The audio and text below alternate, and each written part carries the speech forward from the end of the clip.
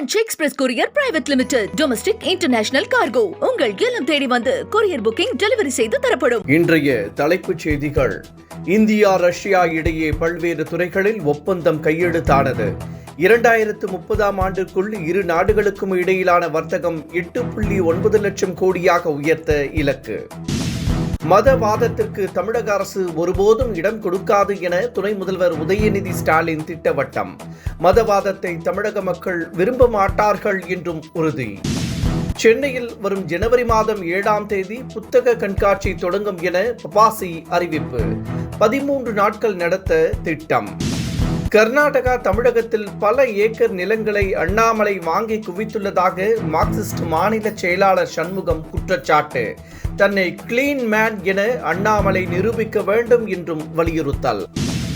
ஜனநாயகன் படத்தின் 2வது பாடல் வெளியிடுவதில் தாமதம்.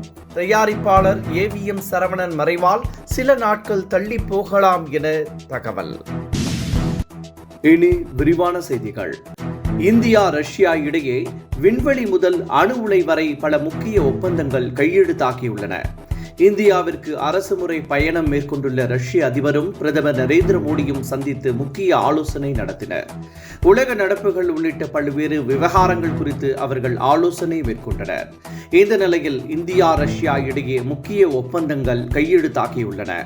விண்வெளி, பாதுகாப்பு, தொழில்நுட்பம் உள்ளிட்ட துறைகளில் இணைந்து பணியாற்றுவது தொடர்பாக இந்த ஒப்பந்தங்கள் இறுதியாகியுள்ளன. மேலும் அணு உலையை மேம்படுத்துவது, விசா நடைமுறையை எளிதாக்குவது, தீவிரவாதத்திற்கு எதிராக இணைந்து செயல்படுவது என்பன உள்ளிட்ட பல்வேறு முடிவுகளும் எடுக்கப்பட்டுள்ளன. மதவாதத்தை வைத்து குழப்பத்தை ஏற்படுத்த நினைப்பவர்களின் ஆசை தமிழக மண்ணில் பலிக்காது என துணை முதலமைச்சர் உதயநிதி ஸ்டாலின் திட்டவட்டமாக தெரிவித்துள்ளார்.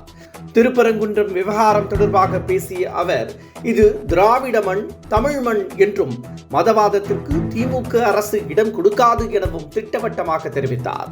இதனை தமிழக மக்கள் ஒருபோதும் விரும்ப மாட்டார்கள் என்றும் துணை முதலமைச்சர் குறிப்பிட்டார். மக்களின் வளர்ச்சி மீது கவனம் செலுத்துவதை தவிர்த்துவிட்டு இந்துக்களின் உணர்வுகளை புண்படுத்துவதில் முதலமைச்சர் கவனம் செலுத்துவதாக தமிழிசை குற்றம் சாட்டியுள்ளார். திருப்பரங்குன்றம் விவகாரத்தில் பாஜகவை முதலமைச்சர் சாடியிருந்தார். இதனை தமிழிசை விமர்சித்துள்ளார். மாநகராட்சி ஊழலில் மேயர் ராஜினாமா, மாசடைந்த வைகை நீர் பற்றிய உயர்நீதிமன்றத்தின் கருத்தை சுட்டிக்காட்டியுள்ள அவர், இதுதான் உங்கள் வளர்ச்சியா எனவும் கேள்வி எழுப்பியுள்ளார். கர்நாடகாவிலும் தமிழகத்திலும் பல ஏக்கர் நிலங்களை அண்ணாமலை வாங்கி குவித்துள்ளதாக மார்க்சிஸ்ட் மாநில செயலாளர் சண்முகம் குற்றம் சாட்டியுள்ளார். ரியல் எஸ்டேட் தொழிலில் அண்ணாமலை ஈடுபட்டுள்ளதாகவும் 246 ஆடம்பர மாளிகைகளை விற்பதாகவும் சுட்டிக்காட்டியுள்ள சண்முகம், அவற்றின் மதிப்பு 9 கோடி ரூபாய் என கூறியுள்ளார். இப்படி திடீரென கோடீஸ்வரரான ரகசியத்தை அவர் விளக்க வேண்டும் என்றும், தான் ஒரு கிளீன் மேன் என்பதை அண்ணாமலை நிரூபிக்க வேண்டும் என்றும் சண்முகம் வலியுறுத்தியுள்ளார். மாபெரும் புத்தக திருவிழாவான புத்தக கண்காட்சி ஜனவரி 7ஆம் தேதி தொடங்கும் என அறிவிக்கப்பட்டுள்ளது.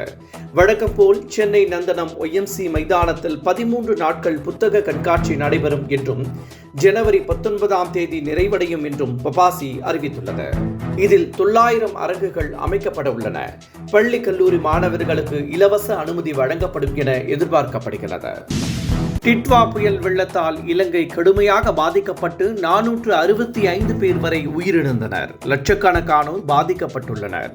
இந்த நிலையில் அரிசி, பால் பவுடர் உள்ளிட்ட அத்தியாவசிய பொருட்களை தமிழக அரசு இலங்கைக்கு அனுப்பி வைக்க உள்ளது. இந்த பொருட்களை கொண்டு செல்லும் கப்பலை முதலமைச்சர் MK ஸ்டாலின் இன்று சென்னை துறைமுகத்தில் இருந்து கொடியசைத்து அனுப்பி வைக்கிறார். நடிகர் விஜய் நடிக்கும் கடைசி படமான ஜனநாயகன் குறித்த அப்டேட் பெரும் எதிர்பார்ப்பை ஏற்படுத்தி உள்ள நிலையில் 2வது பாடல் வெளியாவதில் தாமதம் ஏற்பட்டுள்ளதாக கூறப்படுகிறது. ஜனநாயகன் இசை வெளியீட்டு விழாவை மலேசியாவில் பிரம்மாண்டமாக நடத்த படக்குழு திட்டமிட்டுள்ளது. இந்த நிலையில் 2வது பாடலுக்கான அறிவிப்பு நேற்று வெளியாகும் என எதிர்பார்க்கப்பட்டது. ஆனால் திரைப்பட தயாரிப்பாளர் AVM சரவணன் மறைவால் இது ஒத்திவைக்கப்பட்டுள்ளதாக கூறப்படுகிறது. எனினும் இன்னும் சில நாட்களில் அறிவிப்பு வெளியாகலாம் என எதிர்பார்க்கப்படுகிறது. என்றும் உங்களுடன் மை இந்தியா. முக்கிய செய்திகளை உடனுக்குடன் தெரிந்து கொள்ள சப்ஸ்கிரைப் பண்ணுங்க, பெல் பட்டனை பிரஸ் பண்ணுங்க. என்றும் உங்களுடன் my India. Branch express courier private limited. Domestic international cargo. உங்கள் இல்லம் தேடி வந்து கொரியர் புக்கிங் டெலிவரி செய்து தரப்படும்.